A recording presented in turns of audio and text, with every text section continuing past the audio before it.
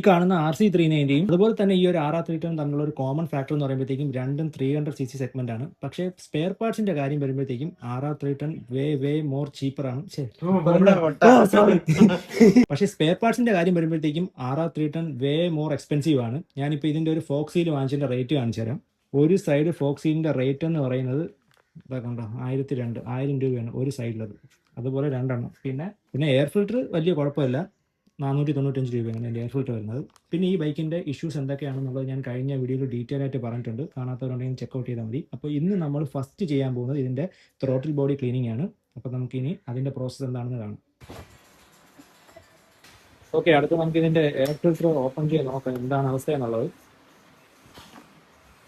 അത്യാവശ്യം മോശമാണല്ലേ, വെളിച്ചമുണ്ട്.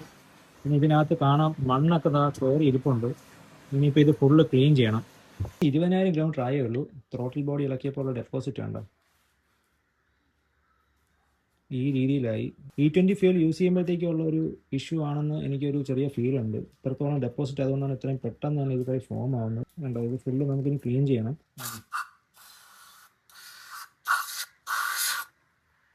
ഇപ്പോൾ ജസ്റ്റ് കാണിക്കാൻ വേണ്ടിയാണ് ഞാനിത് ബഡ്സിൽ ഇതാ നിങ്ങൾക്ക് എടുത്ത് കാണിച്ചു തരുന്നത്.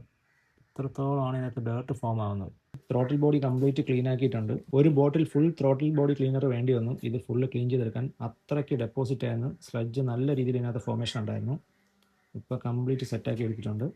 നമ്മളങ്ങനെ ത്രോട്ടിൽ ബോഡി കംപ്ലീറ്റ് ക്ലീൻ ചെയ്ത് തിരിച്ചു വെച്ചു. എയർ ഫിൽറ്റർ ബോക്സും തിരിച്ചു വെച്ചിട്ടുണ്ട്. ഇനിയിപ്പോൾ നമുക്ക് എയർ ഫിൽറ്റർ ഇൻസ്റ്റാൾ ചെയ്യാം.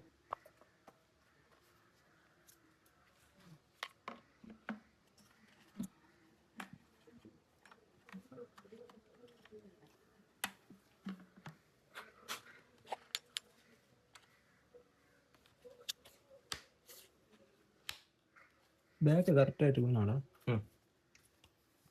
ഓക്കെ അങ്ങനെ ഇത് സെറ്റായിട്ടുണ്ട്. ഇതിൽ നമുക്ക് സൂക്ഷിച്ച് നോക്കിയാൽ കാണാം BMWയുടെ ബാഡ്ജിങ് വരുന്നുണ്ട്.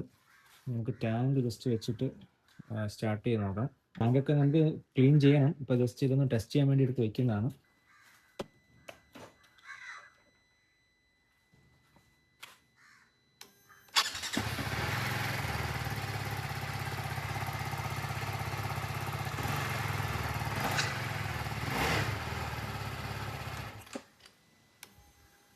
പെർഫെക്റ്റ് ആയി അല്ലേ? ഓക്കെ, അത് പെർഫെക്റ്റ് ആയല്ലേ. ഇനി നമുക്ക് ഇതൊക്കെ ഒന്ന് ക്ലീൻ ചെയ്തിട്ട് സെറ്റ് ചെയ്യാമല്ലോ.